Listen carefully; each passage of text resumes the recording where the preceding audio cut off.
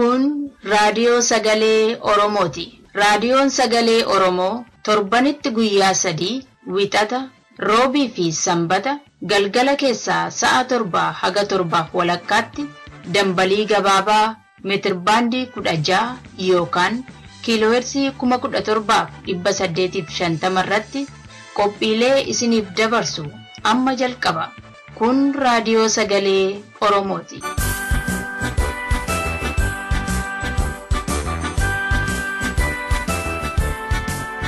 Dhaggeeffattoota keenya kabajamoo nagaan keenya bakka jirtanitti sinaa ga'u. Qophii keenya muddee 3 bara 2014 qabannee dhiyaanneerra. Qophiin keenya duraa tibbanaadha. Tibbanaan sagantaa quunnamtii fi madda galii jaarmiyaan miidiyaa madda walaabuu Waashingtan DC fi miistotaatti qopheesse irratti xiyyeeffata.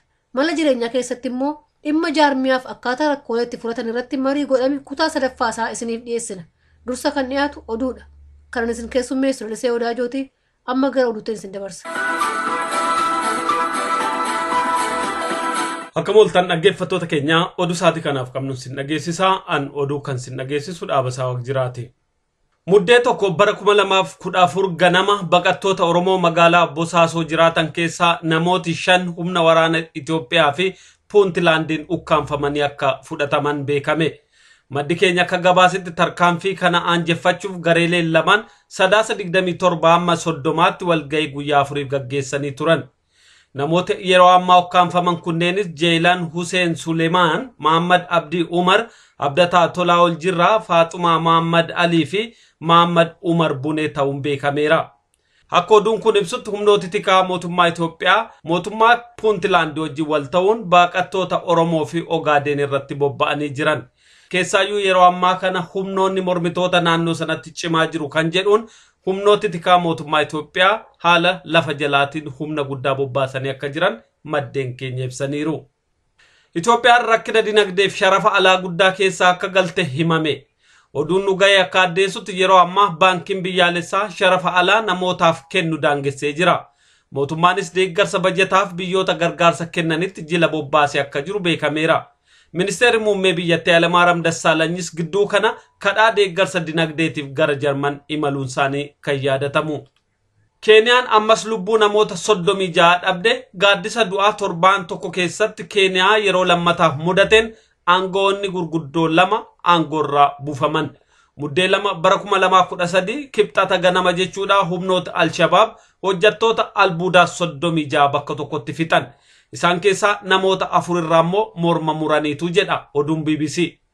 Hidhattoonni kun akka BBC'n jedhutti musliimotaaf kiristaanota gargar baasanii eega kaanii booda namoota kiristaana ta'an irratti tarkaanfii kana fudhatan. Haleellaan kun Keeniyaa kaabaa Maandheeraa keessatti raawwatame. Al-Shabaab gochaa kana fudhachuusaa mirkaneessee jira. Mootummaan Keeniyaa haala kana hordofuun aangawoota tikaa 2 aangoorraa kaasee jira.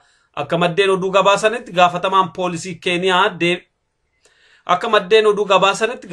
poolisii Keeniyaa David Kimaayo aangoo gadhiisee jira. Kana malees ministeerri haajaa biyya keessaa Joseph Ole Lunku nama biraan bakka buufameera.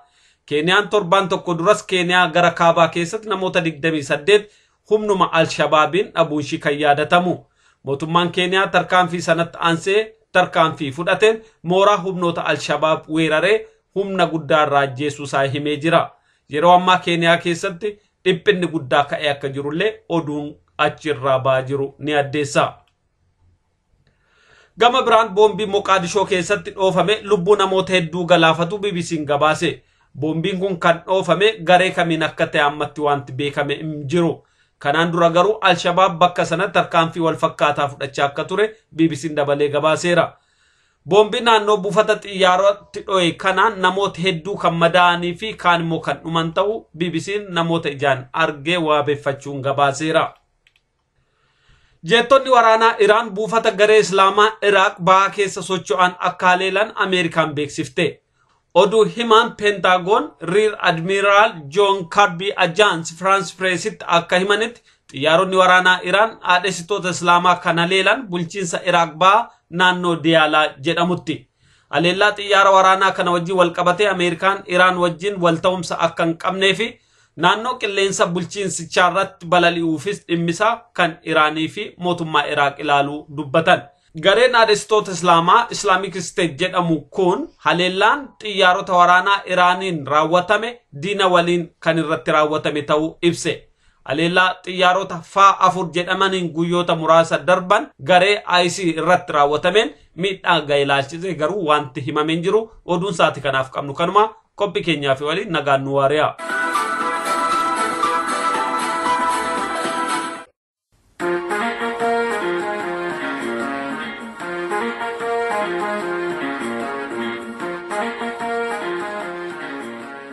Qophii tibbanaa.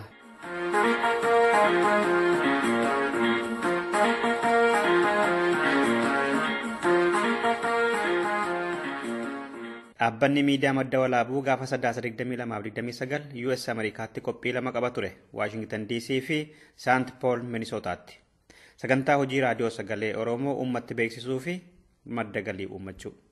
DCtti keessummaa kabajaa ta'anii kan haasaa godhan obbo Ibsaa Guutamaa waggaa ta'an Washington DC. Washington DCtti kabajaa keessummaa ta'anii kan haasaa godhan obbo Ibsaa Guutamaa yeroo ta'an Minnesotaatti immoo Dr. Hamdeessaa Tusooti. Lamaan isaaniiyyuu bu'uursitoota dhaaba kanaati. DCtti miseensonnii fi hooggantoonni boordiis haasaa godhaniiru. Qophiin tibbanaa keenya har'aa kanatti xiyyeeffata. Akka moltan dhaggeeffattoota keenya nagaa rabbiis hin daganne. Qophii kanaatiin haasaa isaan godhan gaggabaabsinee gurra isin buufna jechuudha. Kan jalqabaa Washington DC irraa kana. Achitti Dr. Galaanee Tasammaa raadiyoo sagalee Oromoo tamsaasuun maaliif akka barbaachise gabaabsanii kan isaan dubbatan irraa. Kanaan jalqabnee gara fuulduraatti immoo wanna biraas yoo dhalate hojjechuu dandeenya jechuudha. Garuu amma wanna xinnoodhaan jalqabnee laalaatii guddisaatii deemnaa jechuudha. Achuma Washington DCtti obbo Abbabaa Ittaanaas barbaachisummaa tamsaasa raadiyoo fakkeenya kaasuudhaan akkas jedhanii haasaa godhaniiru. Sochiin miidiyaan madda walaabuu hojjetaa jiru waan bu'uuraati. Wanna humna ala jiru, dandeettii ala jiru, qabeenya ala jiru kana biyyaa walitti hidhu. Wanta diinni ittiin nutti taphataa as ga'echaadha umurii keenya umurii abbootan keenyaa guutuu wal addanuu qooduu akkanuma waliin hiyyee akkan dhageessifanne baatti akka wal dhaga'uuf. Kana keessatti faayidaan miidiyaa bu'uura wanta ta'eef kana gaaffii kana amma dandeenye cufuuf bu'uurriif kaayyoon miidiyaa kana. Kana keessatti muuxannoo biyya keessaa nu qabnu maa inni fakkeenyaaf lubbuudhaan jiraatee argootiif baay'ee gammada Laggasaa Deebii na yaadadha qaallitti wajjin ture. Ijoollee 17tu jira ture. Ijoolleen kun September keessa qabaman 2007. Quraan dhala keessa miidiyaan dhufa. Miidiyaan wayyaanee dhufa. Qaallitti dhufanii ijoolleen kun akka carraateetu nuun mari'atanii miidiyaa sana bira dhaqu maalitti hin jedhu dhufanii booroon keessa wanta gubatee fi booroo keessa hin barbaannarii kaapcharii goonaa eeggoonaa jedhani. Miidiyaan barsiisaa tokko jiru. Tuma ijoolleen didanii akka fedhe ta'anii amansiifatan. Yoo ta'u kaasaa viidiyoon bura dhufu. Viidiyoo isaa televezyiinii dhufa waraabanii. Miidiyaan amma ijoollee tuma jedhanii humnaa waraabu. Galgala maal sabatti ashabaarii budin abaalaat ijji kafinjitaa yaase. Televezyiinii Itoophiyaa irratti ijoollee ji'a torba dura mana hidhaa harka isaanii jiran. Maal jechuu barbaadeen kana kaase daayivartii godhan jechaadha. Namni ijoollee kana beekallee gadduuf ta'u maayinee konfiizdii ta'a akka isaan miidiyaadhaan konfiizinii isaan uuman gaaffii isaan uuman akkaataa isaan uummata dukkana keessatti wallaalummaa keessatti hidhanii wanta sana dhabsiisnu hin jiru wanti ittiin lakkii kun soba jedhamu dura hin jiru. Akkasitti miidiyaan humna waraanaa wayyaanee kan naan caalii naan gadinaan taane qabatee uummata isa hin ibsumayyuu miidhamaa jiru mana hidhaa keessatti miidhaa uummata immoo burjaajessaa amma wanaatti hin jiraataa jiru jechuudha. Wanta kana bu'uurarraa jijjiiruu barachuu qabu wanta kana barsiisuudhaan immoo akkas initiatiiviin fudhatamee koomitimentiin galamee karaa hunduu karaa danda'u kontribiitii godhee wanti nuun uumamuu hin dandeenye hin jiru. Itti gaafatamaan boordii miidiyaa madda walaabuu faawundeeshinii obbo Fiqaaduu Magarsaas achumarratti barbaachisummaa sabquunnamtii ilaalchisee akkas jedhanii haasaa taasisan. Reediyoon kun kan dhaabbate kana wal hubannoon akka dhalate namni Oromoo akka wal dhaga'u jechuudha. Kun immoo kan itti ta'u reediyoo uummanni keenya baadiyyaatti bakka jiru dhaga'ee kanaan jalqabneetu kun isaa jabaachaa deemu fuulduratti deemnaa jechuudha. Biyya kanaan duubatti deebisuu barbaade kanatti aansee seenaa Oromoo keessatti bakkee guddaa nama qabanii jaarsa kanas immoo ijaaruu fi dhugaa dubbachuudhaa fi nama itti laafa'anii gaafa tokko hafaniin beekan walga'iirra obbo Ibsaan gaafa tokko hafaniin beekan how it is serious wanni kun sirriitti hubatu. Kanaaf amma obbo Ibsaan sinii dhiyeessa. Haasaa kan qabsoo Oromoo fi barbaachisummaa sabquunnamtii ilaalchisee bal'aa kan godhan Waashingtan DC'tti tokko obbo Ibsaa Guutamaa turan.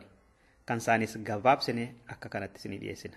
Yeroo dhaabe jalqabee yeroo ursi kun jalqabee waa Oromoo kana amma mittinnoo mashee turte amma kana hojjechuu hin dandeessu itti ba'uu dandeessu homaa jedhamee ture. Amma ijoolleen kun walitti qabamanii kana hojjetanii akka waa hojjechuu hin danda'amu ragaa nu agarsiisan. Kanaaf warra miseensota boordii fi ijoollee warra raadiyoo irra hojjetu kananii ofii isaanii dhisanii horii isaanii itti baasanii waan baay'eetti maatii isaanii yerootti wajjin taphatanii kanarra oolchanii warra jedhanii baay'ee ulfinaan hin galateeffadha. Akkasumas miseensota boordiitii fi warra isaanii hooggan akka Bakaaduu Magarsaa, Fayyeeraa, Ifaa Bakkutoo akkasumas hoogganummaa isaa jalatti raadiyoon kun kan gaggeeffamaa jiru Aliyyi Galatoo akka hooggana sanaa duwwaatu hin ta'in akka gabaastuuttis akka oomishtuuttis hojjetee asii ba'eera hoogganummaa isaa jalaanii baay'ee dinqisiifadhaa jabaadhuu siyaa jabeessu jedhanii eebbisa.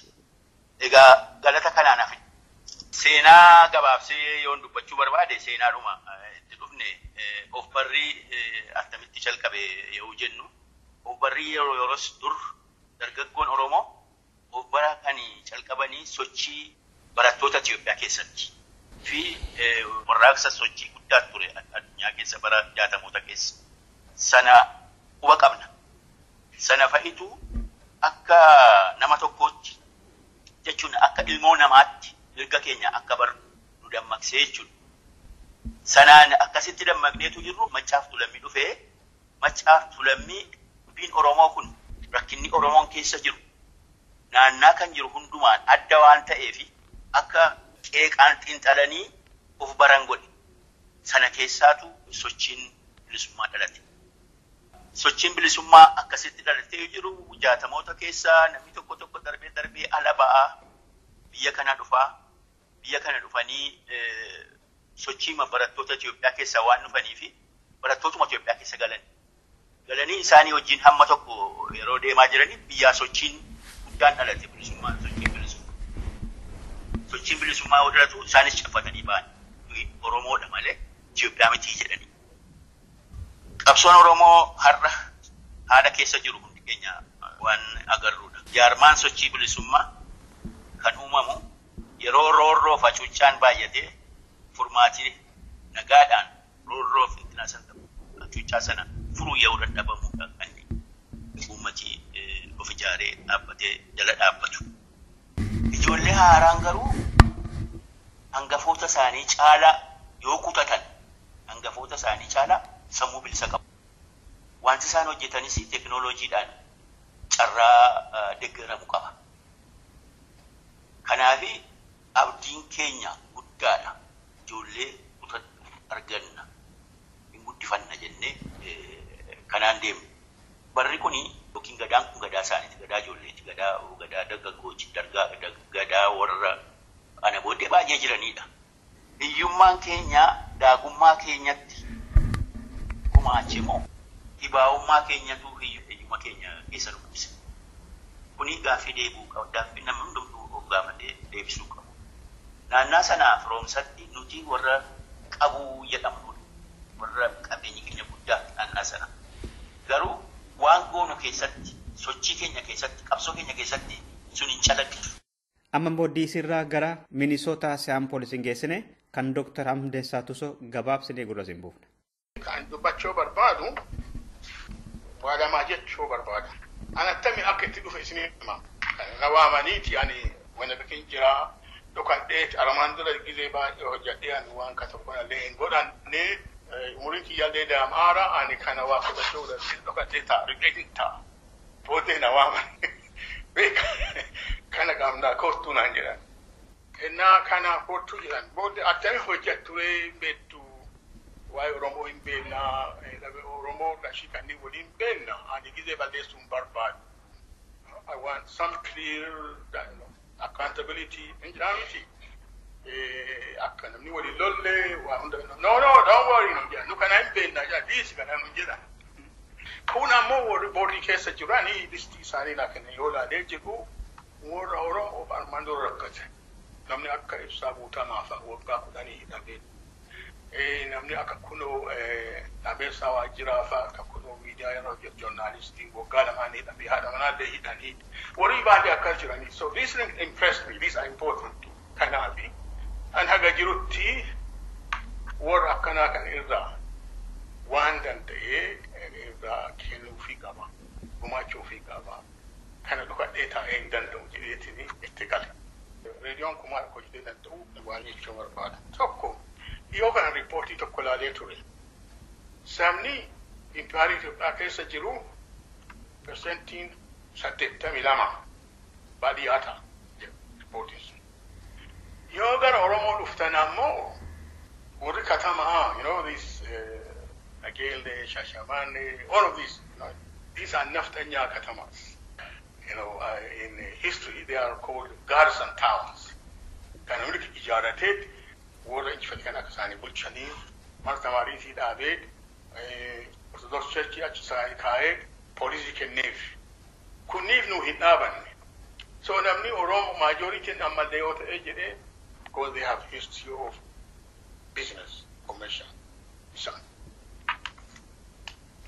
Your TV argame nama ken hunda ave jede shakka puri amma TV dada bani Oromoo jiru hundi shakka ani kaya dukana timan argument sana yesan kana timi aye nama kana gawin dande saba kabali yaji ani dura radio dura kuta high school itore Japanese radio body generation in Bekaniti translate Japanese radio afan English baruf Voice of America BBC radio maskuanin baruf so the battery record 80 only got them I can go anywhere with it akana go do ndanda mutuna kana fi kuni waan hojjetameedan waan namni kenna godheedan dhaggeeffattoota qophii keenyaarraa kanumaan xumureera torbee yaada namootaa qabannee deebina an Dassuu Dulaati.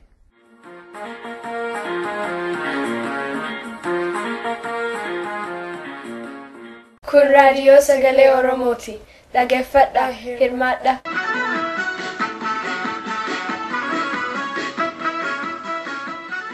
Dhaggeeffattoota keenya akkam jirtu kun mala jireenyaa qophii torbaan isaati kan isiniif dhiyaatu mala jireenyaa irraa keessatti marii dhimma jaarmiyaa fi akkaataa rakkoolee jaarmiyaa itti hiikkatan irratti goone kutaa sadaffaa qabannee dhiyaanneerra marichis iddoodhumaa sagantaa darbee dhaabnerraa itti fufna gaaffiirraa eegala.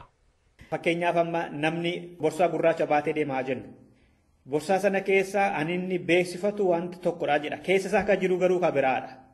Namoonni immoo ulaagaalee dhaabni sun hundeeffamee yookaan lafa kaawwatee jiru sana irratti hundaa'anii borsaa sana biratti qacaramuuf deeman yookaan waliin dalaguuf deemanii keessa borsichi wayita banamu kan argan immoo an biraa ta'a. Waan nuti haasofnu kun dhaabbilee tokko tokkotti dhugaa ta'a tokko tokkotti deemtee dalagnee jira nuti walumaa galattidha kan tuttuqaa jiru dhimma Oromoo keessa wanta darbee waan jiruufidha. Kanaaf wayita maqaan itti kennamee fi kaayyoon itti dhaabbatan waraqaarra kan jiruu fi kan godhamu argamu immoo adda adda ta'ee wayita mul'atu jira dhaabasa. Akka gaarii jira maaliif wanta hojjettu wanta itti dubbattu yoo wal hin genne isuma amma Aliyyiin hajaa jedhee kaase bira kan dhaquudha. Fakkeenya hedduu kaasuu dandeenya amma jaarmiyaa kan akka adda bilisummaa Oromoo fuunee duubatti deebinee yoo ilaalle yeroo hedduu namoota qabsoo kana keessatti yeroo baay'ee dabarsan namni waan isaan dubbatan otoo hin taane waan isaan jarri sun godhan jedhee yaadu kan haasa'utu jira. Warra fakkeenyaaf amma boodana Itoophiyaa fudhatanii ba'an kana oo ilaalte bara 1990 gara dhumaarraa kaasee 2000 gara jalqabaarraa kaasee jarreen sun Itoophiyaanota bilisummaan barbaadan jedhee namni leebel godhee kaa'eera. Isaan garuu sanan jedhe. Booda immoo dhugaanuu dhufee isaanuu jedhaniiru. Amma perceptionii kan jedhu jira. Naa tokko ati waan ati jettuyyuu namni akka biraatti hubachuu waan jiru. Inni biraa immoo strategically namichi dhoksee waan biraa ta'uu waan jiru. So innaa organizationii waan inni haasa'u waan inni hojjetu walgituu dhabe akkuma sila kaafneyyuu ajaansa adda adda ta'a. Wanti mul'atu adda adda ta'a. Namnis bifa adda addaatiin isa wanni ta'a. Rakkinni xiqqoo dhalatte addumaan isa diiga jechuudha. Deebii amma fakkeenya dhiyeenya kan amma miidiyaa Oromoo miidiyaa neetwoorkii jedhu kana yoo fudhanne rakkoo ijoo maal akka ta'e namni baay'ee gadi baasee ilaalaa jiru. Garuu alatti kan namni haasa'uu fi wal harkaa fuudhee kan deemu yoo fuutee ilaalte organizationii sana keessa waan consistent taane waan jiru sitti agarsiisa jechuudha. Waan waraqarra taa'e waan namni hojjetu waan guyyaan diil waliin godhani akka waliin ginne waan taate tilmaamtu jira achi keessatti. Rakkoon dhimma biraa ta'uu danda'a. Garuu ismuuzii miti gufuu wayii jijjira tubboo sana keessa akkatti odeeffannoon deemu akkatti darbu akkamitti akka raawwatamu waan kiliir hin taane wayii argita jechuudha. So namoonni iddoo dhumitti gufatanitti waa kaasaa deemu achi keessatti kan dhufan tirastii dhufaa waan garaa achi keessatti ilaalta. So yoo hajaani nuti hojjannu walgite rakkoon kamiyyuu adda nuun baasu akka giluu wal qabannee deemna. Yoo wanti nuti hojjannu sun walgituu baatee mistrust walamanuun dhabamaa deemee Aliyyii waan biraa Dasuu waan biraa hojjata jedhee dhaabasaa yaaduu jalqabe wanti gaggaariin nuti yaannu olotoo lafaa afamee taa'eyyuu waliin deemuu hin dandeenyu jechuudha. Maaliif waan ati gootu otoo hin taane hin godha jedhee waan hin yaaduun raawwadha. Deebii sammuu koo keessatti waan uumuun kaasa jechuudha. So bifa garaagaraatiin dhufa. Kan amma sin kaaftaniin namni baay'ee barateera kan jedhu. Barumsi kun mataasaa rakkoo adda addaa qaba. Barumsi nuti jennee yaadnu kun in baranne moo isa baranne sana fuunee moo akka barannetti hiikna moo innuu mataasaa qaba. Iskiil waan jedhamu ogummaa waan jedhamu waan caccabsanii waa ilaaluu waan yeroodhaan waa furuu waan dafanii furmaata itti kennuu waan amma fakkeenya namni yoo dadhabe balleesseera jedhee namni dhiifama gaafata. Dhaabbatanii sana liqimsuu danda'u waan garaa of keessaa qaba. Kana hunda tolereet kan godhu aadaa kana baatu rakkinni naa dhalate immoo rakkina sanaaf nama abdachiisanii ani iddoo kanatti gahummaa hin qabu nama kana naarkaa fuudhaa jechisiisuu irratti waan garaa of keessaa baasuu irratti mataansaa hir'inni akka jiru argita. Deebii kana dura marii yeroo goonu Profeesar Amdeessaa jechisaan jedhani amalli sabni gabrummaa jala jiru waanuma akkasii kan agarsiisa kan jedhan kan isaan haasa'an confused. So amaluma saba institutionii jabaa ijaarratee bara dheeraaf hin turre biyya bara dheeraaf ijaarratee kan hin turre yeroo garaa sisteema nama biraa jara ture sisteemni sun isa fayyadu iyyuu hin shakka. Maaliif amma sisteema Itoophiyaa ammam gaarii yoo nu godhe sabni keenya hin amanu maaliif sisteema gabrummaa irratti hundaa'e jaate. So waan inni akka muuxannootti yookaan ekspiriyensiitti qabu wajjinis walitti hidhatanatti fakkaata. Kan amma dhumarratti kaase dhaabasaan Aliyyii otoo fuunee keessaatii fakkeenyaaf namni sabni garbummaa jala ture sooftuweeriinsaa anuma isatti fe'ame sana qabata kan isa garboonfatee sana fudhee jechuudha. Fakkeenyaaf amma amaloota dhaabbilee siyaasaas haa ta'u hawaasummaas haa ta'u maal garaagaraa akka Oromoon qaban yoo laalle gariin olola irratti walitti obsuutu mul'ata. Keessa aangoo gadhiisuu dide waliin jedhanii hoggaa walitti duulan hoogganni fa'aa hoggaa miseensa isa jala jiru irratti hoggaa olola obsisu. Miseensi immoo yookaan immoo miseensa jaarmiyaa yookaan immoo dhaaba daldalaa tokkotti warri ta'an immoo hooggana hoggaa isaan as galagalanii amantaaf bakka dhalootan hamatan yookaan immoo inni beekaa jedhamee bakka tokko akka hoogganuuf ta'ame immoo akka inni barateera jedhamutti hoogganuu dhiisee hoggaa inni nama qoqqoodu waan akkasii tokko mul'ata. Mee waan akkasii kun dhuguma gama wanniitiin olaalle attamii Aliyyii? Ani amma namni ganda aadaa wal qoodee amantii wal qoodee kana ana akka rakkooti. Beeki biyya hedduutti wanti kunniin akka faayidaa itti ilaala waan amma daayiversitii jaan kana jira amma diskiriminashinii bada malee adama naannoo wayitii dhufteef yookiin ammoo amantii wayii qabaatteef namni gassi qabu waan silaa dalaguu walii dandeettu si dhooguu waan akkasiiti hama malee amma namni tokko naannoo ofiitii ijaaramuu gosa ofiitii ijaaramuu amantii ofii jabeessuun kun faayidaa guddaa qaba Oromoo malee hammeenna wayituu qaba anamma akka hammeenna asitti irraan laalu takkumaa ilaalee illee hin beeku amma namni tokko naannawa dhiisiiti naannawa san keessaa gosa ofii wayii keessatti gosa ofii ta'utu jabeesse gosa santu naannoo san jabeessa. Ila maarraa kaayaarichi alii yoggaa finci dubbii tokko hoogganni tokko tarkaanfii fudhachuu jedhu yookaan immoo hoogganni balleesse yoggaan miseensi gaaffii kaasu fala kennuurraa adda uf godhanii tuta uummatanii jaarmicha faa irratti waggaa wal garee qooddatanii waggaa wal falaxantu agarta waggaa wal tumantu agarta kun immoo jaarmiyaa sana oliin kaasu balleessaa deema malee wal hamii fida malee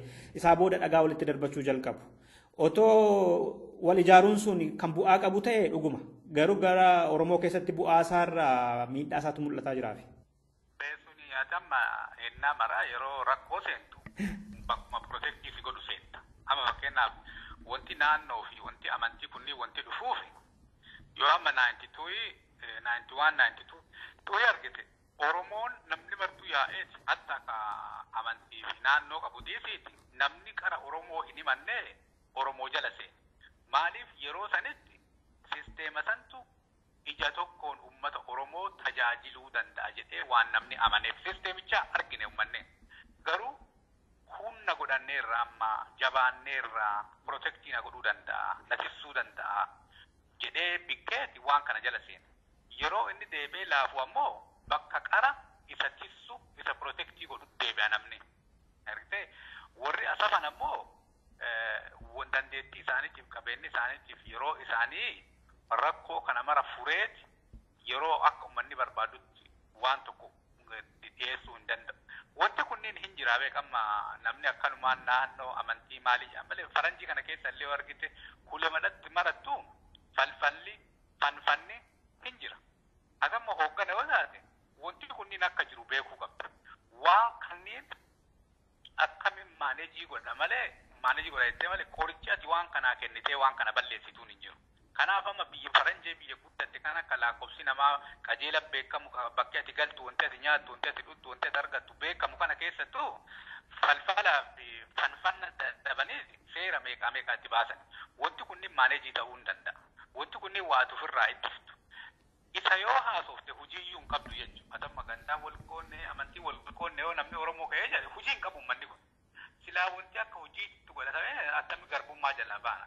Garbummaa jalaa bahu takka 2 3 4 5 6 kana godhuu qabna. Namni dandeettii qabu namni horii qabu namni maalii qabu akkasitti uummanni dalagaa walii uumne yoomillee humna qabaachuu hin danda'u. Namni waan dalanne yoomillee waliin dhagahu. Namni taa'eeru waliin dhagahu. Silaa utuu namni kawaa dalagu taate akka namni martuu makiinaa kaafatee karaa bahe namni martuu karaarra wal arga. Karaarra namni karaarra deemaa namni martuu karaa ofiirra deemaa waa wal loluuf hin qabu. Gurmuullee walii ta'a jechuudha. Rakkinni amma harkaanuu qabu namni martuu paarkii godheeti paarkii sanirraa haasa. Kanaaf wanti ta'amuu qabu namni amma sochoonii adda addaa hin godhama. Xiqqoo enerjii itti baay'atee akka cidhaafa ta'eeti wanna ta'e malee sochoonii amma waggaa 10 darbe kana sochoonii adda addaa dhufaatuma qabbanaa deema. Uummanni Oromoo fedhii akka qabu argita, akka wal jaalatu argita, akka waa kennuu barbaadu argita, horii akka kennu argita, walgeettii dhufu argita. Yeroo wanti inni akka Oromootti dalagamu dhufu. Amma wanti akka Oromootti akka rakkinnaati harkaanuu qabu nama aadaa kennallee waa'ee amma biyya faranjii kanallee mala adda addaa rakkinna adda addaa kan uummata Oromoo keessa jiru. Rakkinna adda addaa keessa jira namni akka ala dhufe kana jechuudha. Kana mara hubateeti nama kanneen maraa akkamiin walii hidheeti akka inni uummata Oromooti gumaachuu danda'a godha jedhee nama yaadu. Nama karaa akka kunoo biyya faranjii kana karaa ka turree keessaa ka maalii keessaa ka maalii cufasaa walitti tolchee maappii yoo bareedaa lafa kaa'ee akkasin namaan deemuu danda'u yoo jiraate uummanni Oromoo buqqeetuma sibana yaa'a. Yoo ammoo karaa firiiwee callaa baaftee karma kanarra nara deemu namni marti firiiwee seenee siin deemu istiil wanti harkaanu qabu rakkuma liidarshiipitiif rakkuma orgaanaayizeshiiniti. Mee amma fallasaatti deemna mee fallasaa yaada mataa keessan qophii keenya xumuruuf jenna. Deebii gaaffii kana ammoo qophii keenya taanu keessatti qabannee dhiyaannaa nagaan nu tura.